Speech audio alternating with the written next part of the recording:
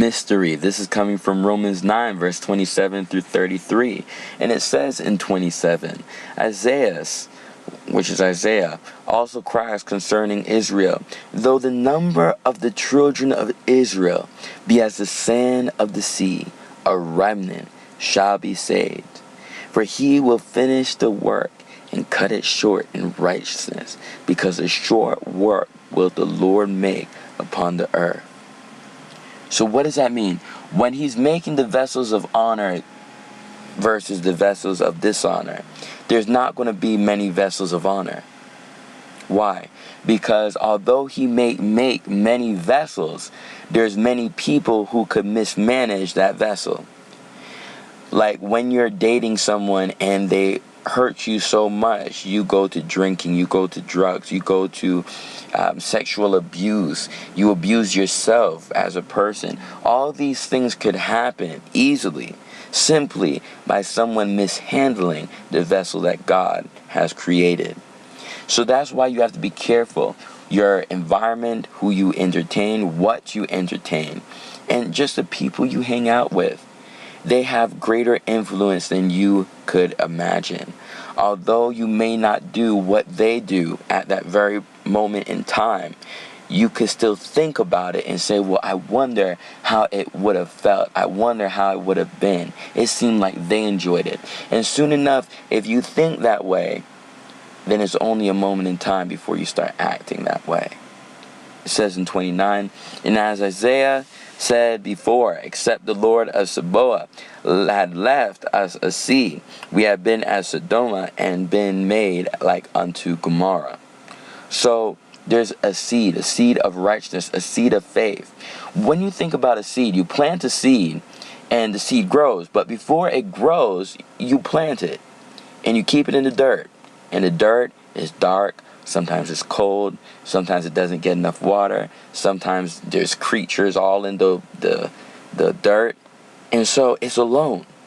Yet it bears fruit. Everything is by faith, is where I'm going with this. If you have faith, although you may be in this world shaped in iniquity, you have faith. You have that seed that is going to prosper. Just like when your parents say, you are going to go to college, you are going to get a degree, you are going to be number one. And it happens because they planted that seed. Now, you could plant a seed but not nourish it, right? You could have good parents, you could have good upbringings, you could be in the church, read the Word of God, speak to God continually, but if you don't consistently feed that seed, it could die, right? It's malnutritious. You're not giving it enough food to thrive. So if it can't live in righteousness, then it could die in unrighteousness. That's how that works. And it says in 30, what shall we say then? That the Gentiles which follow not after righteousness have attained to righteousness, even the righteousness which is of faith. But Israel, which follow after the law of righteousness, have not attained to the law of righteousness. Wherefore? Because they sought it not by faith, but as it were by the works of the law. For they stumbled at the stumbling stone.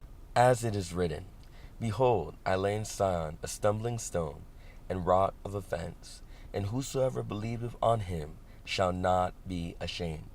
So it's interesting how God turns and he says, well, whoever believes in him shall not be ashamed, which means that there is no hope for those who do not believe in Jesus Christ. And so you may be asking yourself, well, I believe in Jesus Christ, so I'm entering in, right?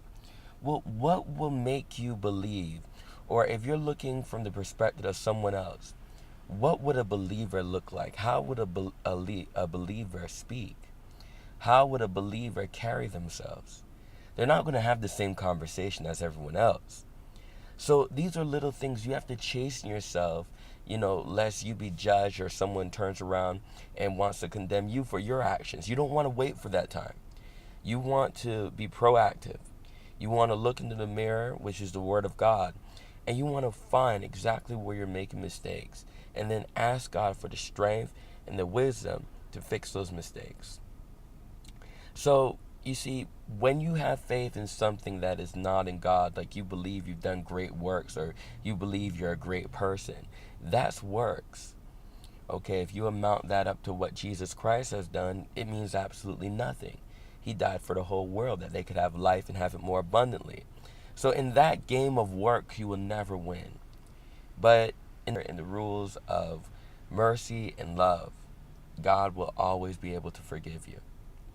So this is just another one of those mysteries that I hope will reveal your weaknesses as well as your strengths. Till next time, God bless.